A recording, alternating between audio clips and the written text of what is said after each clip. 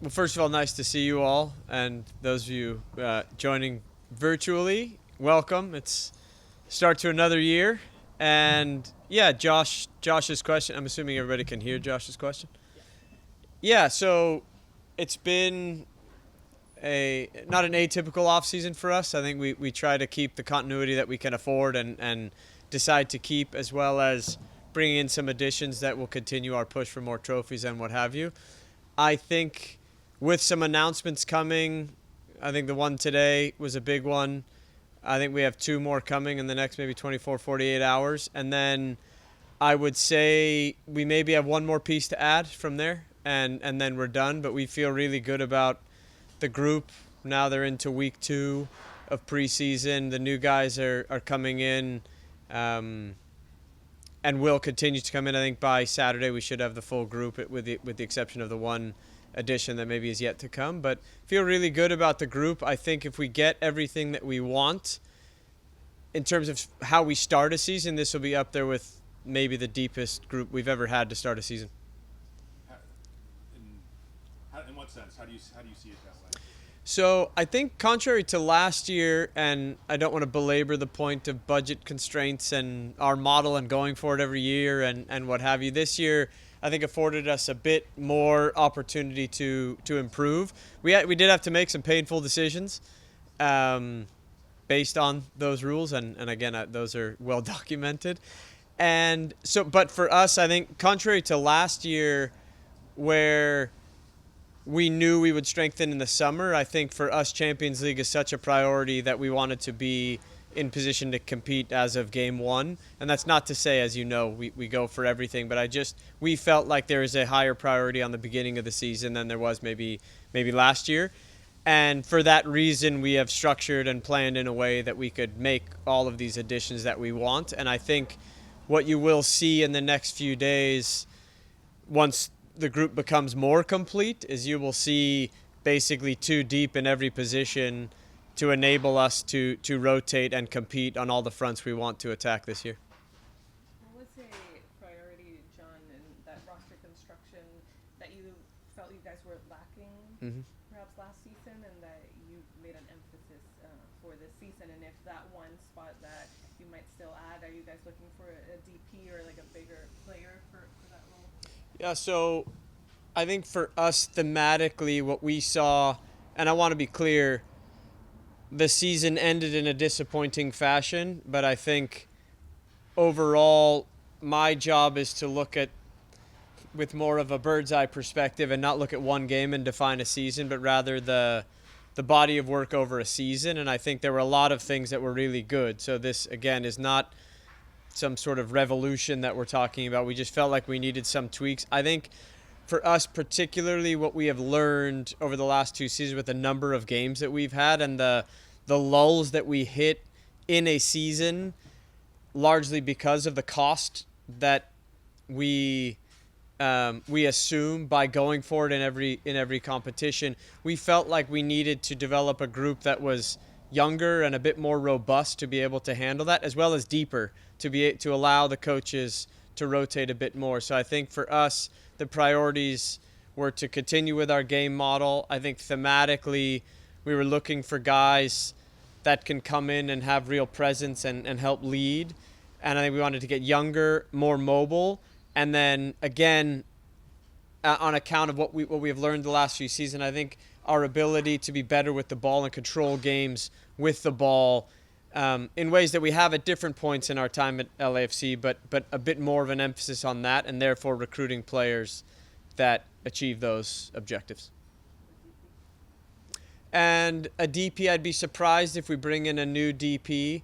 We are, as of right now, depending on how things shake out over the next few days. And actually, we're so close on one signing that I didn't mention because of what you guys know. I would say there are 4 pieces coming, not the 3 that I mentioned. But based on those, I think what we will probably do is, if the right DP is not available now, we will likely build our roster in such a way that we are flexible and able to add the right DP in the summer if that's the right decision for the club. With Carlos, what's the situation? Did we see the of that story between Carlos and LAFC last year, or is it? No, certainly not the last of the story. The details as to the next steps of the story, I think we'll have some announcements coming up that we're really excited about and working with Carlos, but now wouldn't be the time for me to share all of those. With some of the new players, just the balance of having guys playing in Europe with Igor and Ian are home, and some of these guys that are tested in MLS. Just your thoughts about having that balance, or is that something you look for when you build the roster? Yeah, I think for us, both are important. I think we as a club have always said we want people that a balance of knowing the league and have some global perspective as well, and we think that really benefits us. We've seen in the teams that we've had, the more successful teams we've had the right balance of those two, and I think at times, particularly the 1 year where we didn't make the playoffs and we had COVID and a bunch of other things, but we felt like we lost that balance a little bit, and balance can be that international, domestic, guys who know the league, guys who are new to the league. It can be age, all of these things that we need to balance. But we feel like with the announcements to come, we're adding some real key additions that know the league, that know what it takes to win in this league. And we also are adding some young, exciting talent that we've also seen examples of that type of player really flourishing here at LAFC. So we're really excited about those young additions, as well as some of the players that we have announced and will continue to bring in that we feel like will provide the right foundation and backbone of what it takes in the league to win. Was it a bit of a full circle moment after 2022 winning the championship and having to fit everything under the cap, and now the Galaxy, certainly with Mark's case, that they had to go through a similar situation? Yeah, I mean, I think it's we see it not just when any successful team, if you go for it, that's the cost, and I think that's the way our league is set up, and it's not just us. You saw it with Cincinnati. You see with other teams that it is really hard to compete year over year, and continuity is hard, and it's a challenge. But look, it's something that we don't complain about. We face it. I think we've been we've been there. Even this year, it wasn't easy. We had to make some hard decisions for those reasons. I think the scalpel wasn't quite as sharp as it had to be in years past, but we had to make some cuts that we didn't necessarily want to make, that we had to. So I can't say I empathize. I say I would empathize with those clubs that have to deal with it. It's hard. Last week with the roster changes, with an internal transfer system and the change of the summer window in particular, also being able to use some of the younger homegrown players. How did you view that, and how's that going to help or hinder you in what you do on a day-to-day? Yeah, I think the new rules will enable more flexibility to allow teams to decide what model works for them, and so I always welcome that flexibility, and I think what works for LAFC is not necessarily the model that other teams will feel is best for them, and I actually think that's a great thing that you're starting to see in the league. So I do think that added flexibility of ownership and executives mapping out how they want to go about building a successful roster and what success means for them, I welcome those changes. Thanks, John. I didn't see him out there, and my understanding is he hasn't reported. But what is the situation with Christian Oliveira? We're dealing with it internally. I think for us, we keep those matters in-house. But, yeah, he's not here. It's not excused. And we are working with him, and I expect him to be back here very soon. To be back. You're not working on No. signing him anymore. No. I mean, I don't know what the future holds in terms of any of these players in terms of transfers, as you have seen when the right offer comes, the right situation comes. But there is no news on that is imminent. And so we are working with the player to get him back as soon as possible. And how far along? I'm sorry. How far along is the Matty Bogusz discussions, and where are we with that? We've engaged in discussions with the player, with the clubs who are interested. It's not done, and until it's done, there's nothing to report. I was going to ask more about it in terms of what we saw out of Matty last season. Of course, there was going to be interest, and how are those conversations in terms of we know as the business side of things, if a good offer comes, but then also what he's done for the club. How are you looking at the possibilities?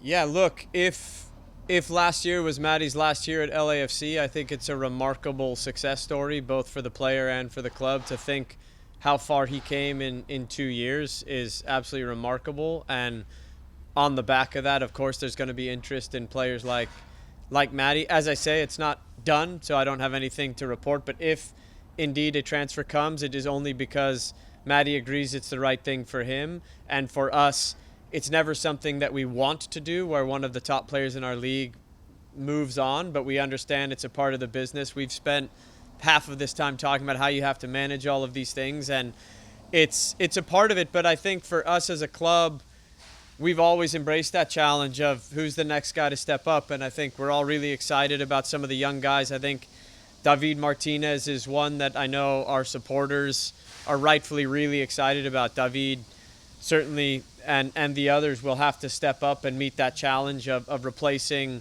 whatever productivity goes, whether it's Maddie or anybody else. And us as a staff, we own that challenge as well. It's up to us to find the next version of Maddie, and it's something that we've done throughout our history. It's whether it's Diego, whether it's Brian, whether it's Carlos, players come, and when the time is right for different reasons, they move on, and it's on us to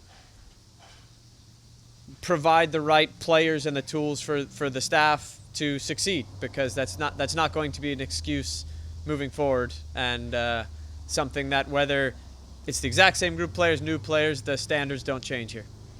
Y solo una última, si en español Sí. podríamos tener la última actualización sobre Carlos y cómo iban esas conversaciones, de que su tiempo no haya terminado aquí en el equipo. No, sí, sinceramente esperamos y estamos en conversaciones que vamos a continuar en alguna manera con Carlos.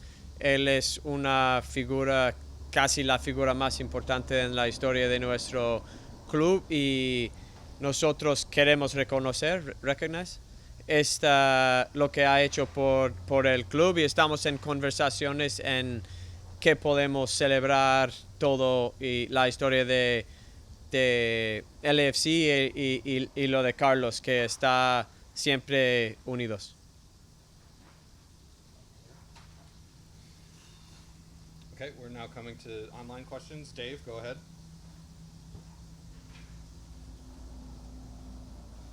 Sorry about that. Hey, John. Yeah, Dave. You talk about the players that you have confirmed that have signed. Can you give us a little feel of how they're going to fit in, why they're so attractive to you for Steve's roster in this year?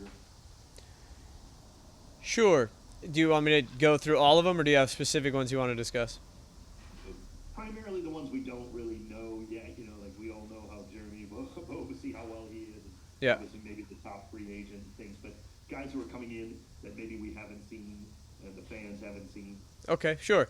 So, yeah, I think Odin Holm, I'll start there, is a supremely talented, technically gifted footballer who, through one reason or another, didn't quite break through at Celtic, so there was an opportunity to bring him here on loan. We did some in-depth study and analysis, worked with Celtic, got to understand what sort of environment we think he would need, and felt we were the right fit, and thankfully Odin agreed. But Odin he's versatile, can play any of the positions in midfield. I would say what I call his extreme quality would be his technical ability, his calmness on the ball, and ability to facilitate play for us out of midfield. Igor Jesus, who we have announced, right? Get myself in trouble. Igor Jesus is a totally different profile. He is more of a 6, and we define that as the pivot player in midfield that brings a bit more edge and physicality. He's in mid-season form. Obviously, he's been playing in Portugal, former Brazilian youth international. Certainly has what it takes to help us in build-up, but we think adds a physical presence in the middle that's a slightly different profile from maybe the guys that we've traditionally had, but we feel like will be a great addition as well. Delgado, I'll put in the Ebobise camp that you guys know. So I will I'll leave that one unless someone has specific questions on him. There are a couple that are still to come that I can't talk about yet. Is there anybody else I'm missing? Okay. No, that sounds good. One thing about Jeremy is, as I said, he's probably the top free agent on the market coming into it. What was the talk in the sense of there's plenty of minutes to go around with Champions Cup, all these competitions? Is that kind of one of the selling points too? And that, look, you're going to get plenty of time with this club. Yeah, I spoke at length with Jeremy and his representatives, and I know Steve had lengthy discussions as well. I think the reality is here with what we're trying to do, if we have another 50-plus game season, as you say, there are plenty of minutes to go around. But I think what we have learned, and I think you're going to hear me say that a lot, is what we have learned is when we have teams that every single day there's competition, we win. And I think that's something where we talk about depth a lot of times as it pertains to rotating and bringing fresh players in when you have your 3-game weeks and some of the crazy scheduling that we've had over the last few years. But what depth also does, which is not often discussed, is it adds competition every single day in training. And I think that is what top teams need. And so Jeremy certainly adds to that, and these new players add to that. And that's why when I answered the first question as to where I see the team, I think this will be as competitive a group, I think, for starting positions as we've had in a while. Excellent. Thank you. You got it. Scott, go ahead. Hey, John. I'll ask the Mark Delgado question then. There you go. What do you like about him? How does he fit in? How have you seen him mature over his time in the league? You've seen him for many years. Yeah, I mean, when we started, obviously he was in Toronto, and he's, essentially followed Greg where Greg has gone. And Greg's obviously a coach we have a lot of respect for. But going specifically into Marky, for me, Marky has always been one of the most underrated players in our league. He doesn't often get discussed when you talk about championship teams and successful teams. It's, he's been on some good teams. But to me, he is the type of guy that every successful team needs. And I feel like his energy, his physical qualities, and also his technical ability will certainly benefit us. He's versatile. He'll be able to press like we want to press. He'll be able to keep the ball when we want to keep the ball. And we know he's a really good, hard worker. And I've always admired that about him from afar. I never was sure we'd ever get to have him here, but through over the past few weeks, we're grateful to now be in a position where Marky will be joining the group this week. I know he's excited, and we certainly are as well. Greg has described him as a time giver. Your thoughts on that? Yeah, we all have our different verbiage when we describe players. What I appreciate about Marky, and this is a little bit different, is his versatility allows him to do what the team needs. And so he's always a guy, whether you're against the ball, he provides the effort and the legs that maybe a teammate isn't willing to provide. He also is good enough on the ball to provide that quality. So I think for us, I think what Greg means in terms of time giver is his ability on the ball to facilitate play and put others in position to succeed, and I certainly would agree with that. When do you expect him in? He should be here this week. You're not certain on the day, though. He needs to tie up some loose ends, and I would expect him here Friday at the latest. Wonderful. Yeah. Great. Thank you, John. You got it. Andy, you're up. Thanks. Hey, John. Just to follow up on the Christian Aguilera conversation, is there a timeline you're working with to expect him in? Is there a negotiation, or is it just something that you guys are hoping to find that resolution with him just being back to the team? No negotiation, and again, we'll keep the details internal, but we expect him back in the coming days. Thank you. Yeah. That's it. All right. Anyone else? Yeah. You expect him back.